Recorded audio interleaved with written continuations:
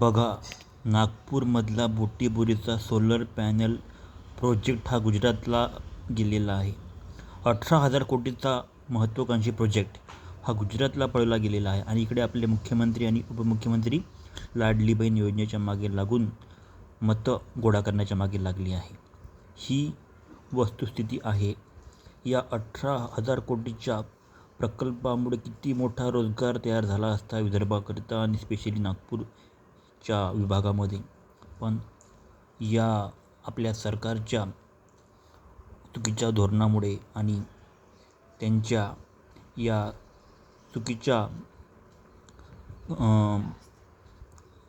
चुकीच्या कारवाईमुळे यांचं लक्ष इलेक्शनपुरती लागलेलं आहे. त्या कारणामुळे हा प्रोजेक्ट गुजरातला वळवण्यात आलेला आहे. यामध्ये मोठ्या प्रमाणात युवकांना रोजगार मिळाला असता. जय हिंद, जय भारत.